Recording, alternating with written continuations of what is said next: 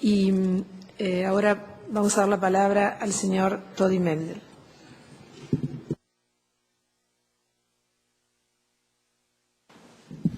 Thank you. When I first started working on the Americas, I would always start my talks by apologizing for not being able to speak in Spanish and promising that the next time I would give a talk, I would then be able to speak Spanish.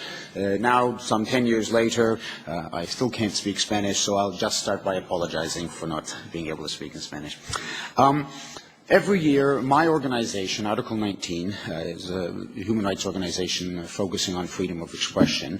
And every year we bring together the 4 special mandates on freedom of expression, the OAS Special Rapporteur and her counterparts at the UN, at the OSCE, and in the African Commission. Together they produce a joint declaration on a key freedom of expression theme. And each year it's a different theme. In 2007, the joint declaration was on diversity in broadcasting, and that declaration pointed to the importance of diversity in the media, and it mentioned a number of reasons why diversity was important. It talked about diversity as underpinning the free flow of information and ideas in society. It talked about the importance of diversity to democracy, social cohesion, participation in decision-making. It talked about the importance of diversity in giving voice to all, and it talked about the importance of diversity in satisfying the information needs of all members of society. When we think of the right to freedom of expression, most people first think of the right of the speaker, protection against interference so that you can say what you would like. But international guarantees protect the right to impart, but also to seek and receive information. They also protect the right of the listener, the listener, and you see that duality reflected in this declaration, giving voice, but also satisfying information needs. International courts have also adverted to the importance of diversity in the media on many occasions. Just to quote to you a couple of statements from the Inter-American Court of Human Rights, which said in an important case, there must be a plurality of means of communication. And then in another case, there should be no individuals or groups that are excluded from access to the media. So I think it's very well established under international law that states are required to create an environment in which diversity in the media can flourish. As the Minister pointed out, where the media are owned or dominated by one social group, whether that be the government or a commercial sector, commercial player, they can't serve as a platform for democratic debate, and the free flow of information and ideas will be impaired. I am going to talk about 3 different kinds of diversity and the regulatory tools to promote them. The first is diversity of outlet, diversity in the types of media.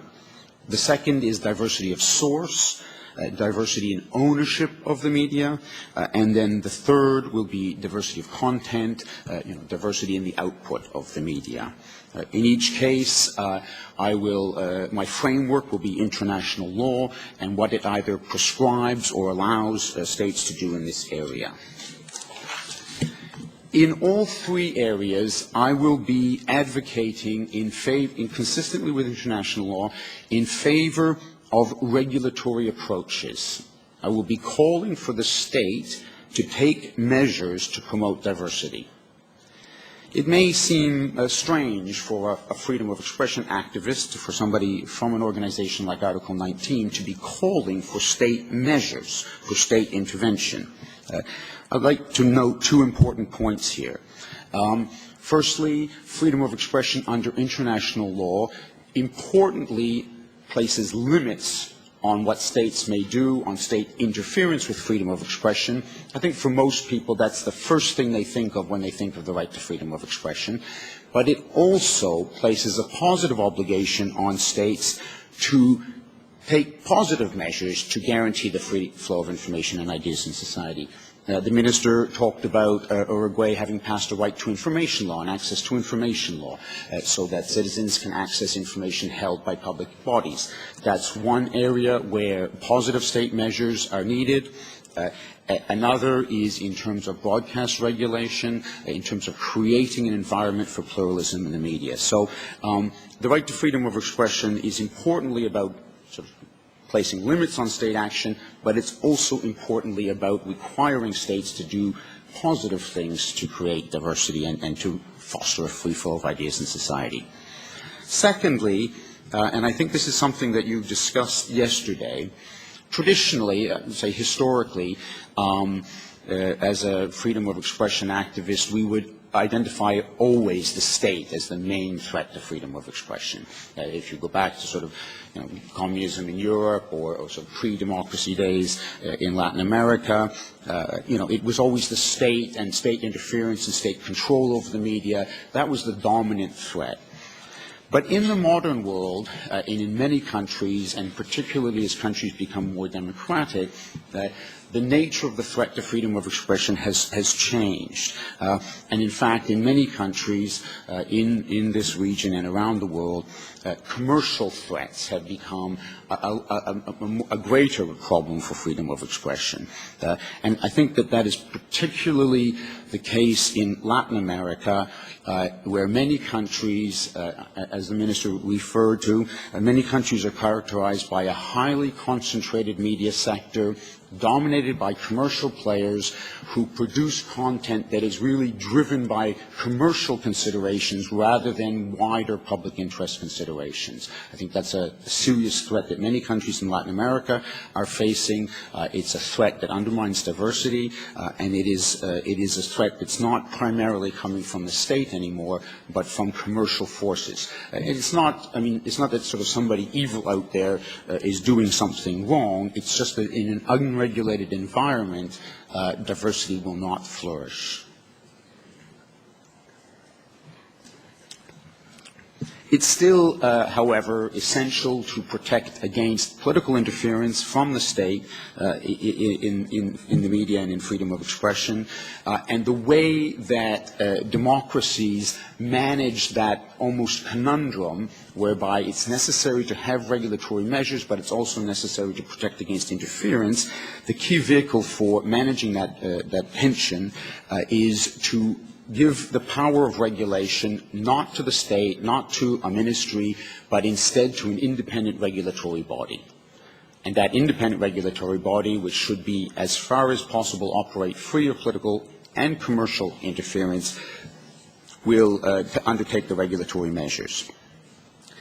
Achieving independence in practice is a very challenging and difficult task. Pure independence, I think, is never possible. We like to think of the BBC as one of the world's leading independent public service broadcasters, but many of you will know that in the context of the Iraq War, even the BBC came under intense pressure from the British government, and it shows that even the best structures of independence are not perfect. I'm not going to delve into the details of how to protect independence, although that's a very interesting topic, and the international law has said a lot about that. Perhaps if you're interested, we could discuss that later. Okay, let me now move to the first area of diversity of outlet. The particularly important here is that within the broadcasting sector, the regulatory framework should promote three different types of broadcasters: commercial broadcasters, private commercial broadcasters, public broadcasters, and community broadcasters. Each of these different types of broadcaster contributes to diversity, both in terms of giving voice to people and in satisfying information needs, the two key aspects of diversity. They each contribute in different ways. So they satisfy information needs in different ways. And furthermore, the interplay between the different sectors is very important in terms of diversity as well. If you have a broadcast broadcasting environment which is dominated by commercial broadcasters. As a generalization, what tends to happen is a kind of a dumbing down, whereby the pure competition between these broadcasters leads them to create cheaper and cheaper programming, because that's where the greatest profits are had, and the quality of broadcasting dumbs down. If you have a strong public broadcaster also in the field, it will maintain a higher quality of programming, and the commercial broadcasters will be sort of levered up a bit, because if they get too dumbed down, people will walk away from it. People don't want to watch rubbish, really. If they have no other choice, then they will. But so public broadcasters can sort of raise the floor in terms of quality. If you have just a dominant public broadcaster and no commercial broadcasters, you will normally get a situation of government control. The government will exercise control over the broadcaster. Only government perspectives will emerge from that. If you have commercial broadcasters competing with that, if the public broadcaster is too government dominated, again, people will walk away from it. People aren't interested in hearing government propaganda. So the commercial broadcasters sort of keep the public broadcaster straight, and the public broadcaster to some extent keeps the commercial broadcaster straight. So the interplay between the different players is almost as important as the fact that they do different things in the market. Okay, how do you promote these different types of broadcasters? The first is that you need to use regulatory tools to ensure that there is space on different communications platforms for each of them to operate. And particularly, you need to ensure that in the allocation of frequencies, which are a limited public resource, that the allocation of frequencies is shared among them, both in the analog environment, but also as we move to digital. There's more frequencies, but there's still a shortage of frequencies, and there needs to be a proper allocation between the different players. As I think we saw in the Uruguay case, this requires a planned approach to frequencies.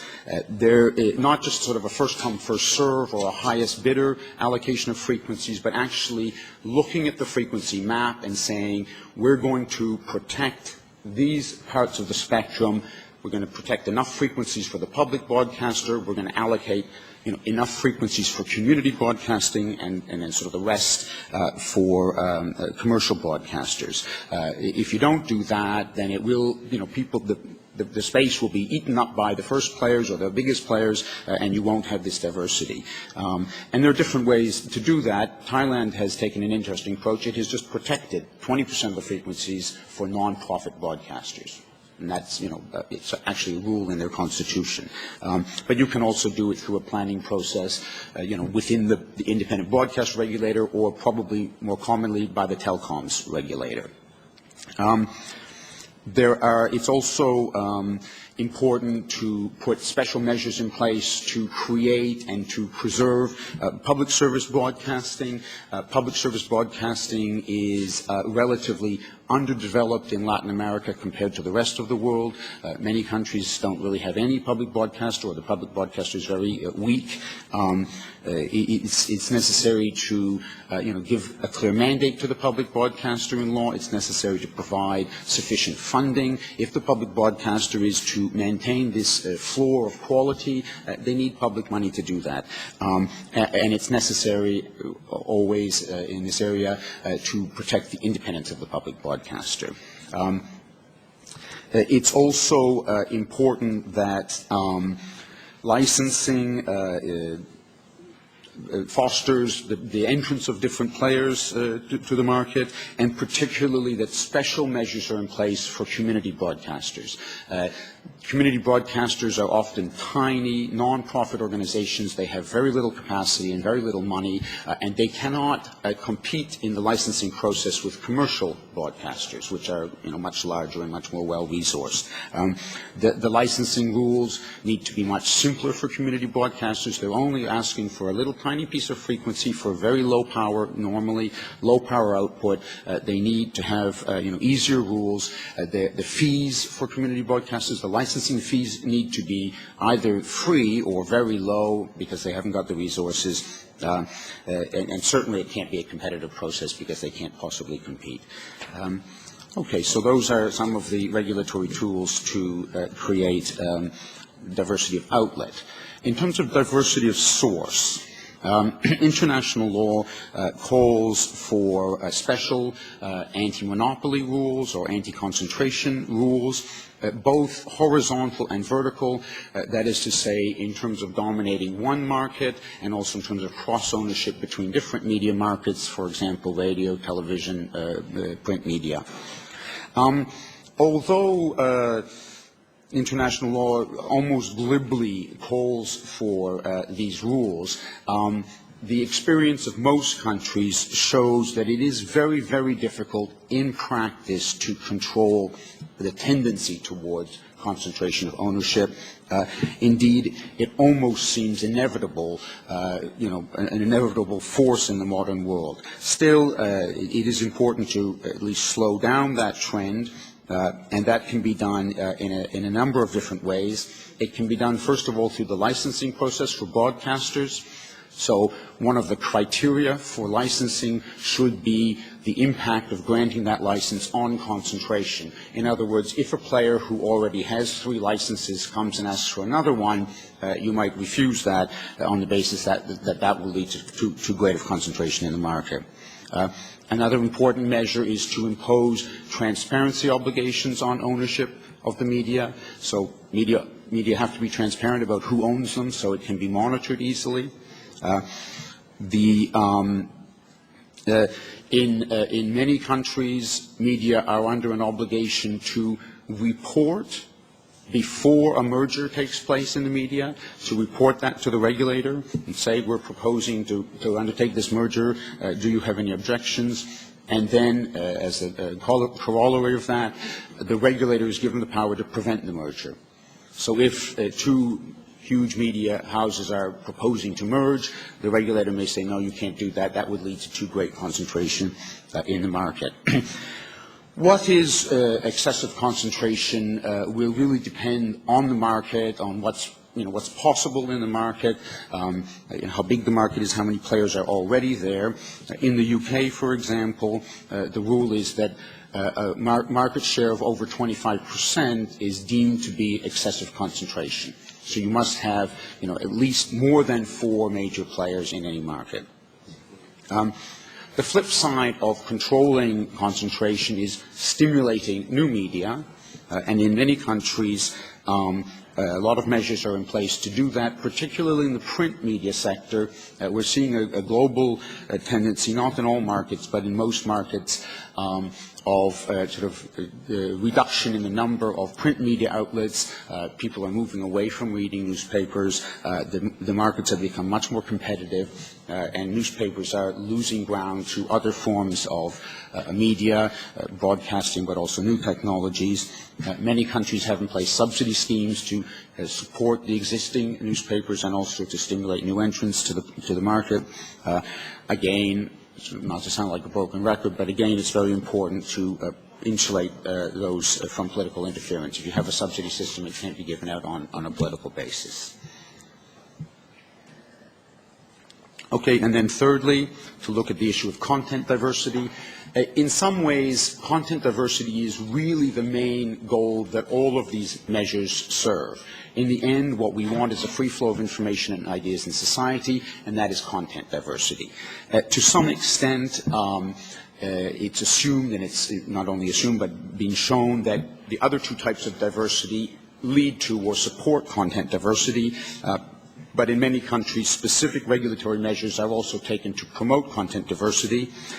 For example, in many countries, diversity of content is a specific criteria for licensing. So when you apply for a license, the regulator doesn't tell the broadcaster what to produce. Of course, that would be censorship.